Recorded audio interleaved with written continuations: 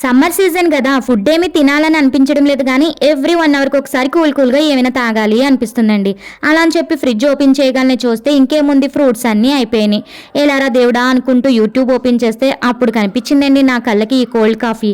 కానీ నాకైతే కాఫీ అంటే అస్సలు ఇష్టం ఉండదండి.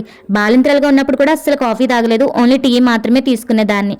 కానీ నాకెందుకో ఈ కోల్డ్ కాఫీ చూడగానే మనసు పడ్డాను. ఇంకా ఫుడ్ క్రేవింగ్ స్టార్ట్ అయిపోయినాయి. ఇంకా వాటిని అయితే మనం కంట్రోల్ చేసుకోలేం కదండి. సర్లే అని చెప్పేసి ఫ్రిడ్జ్లో ఉన్న ఐస్ క్యూబ్స్ అలాగే కాచి చల్లచిన పాలు కూడా బయటకు తీసుకొచ్చేసాను. డబ్బాలన్నీ వెతికితే ఈ కాఫీ పౌడర్ ప్యాకెట్ కనిపించిందండి. మా వారు అప్పుడెప్పుడో తీసుకొచ్చారు, అప్పుడెప్పుడో కాదులేండి, మొన్న జనవరిలో తీసుకొచ్చారు. ఈ కాఫీ పౌడర్తో ఫేస్ ప్యాక్ వేద్దాం కదా అని చెప్పేసి పక్కన పెట్టాను. కానీ ఇది వాళ్ళ నాకు ఇలా ఉపయోగపడింది అనమాట.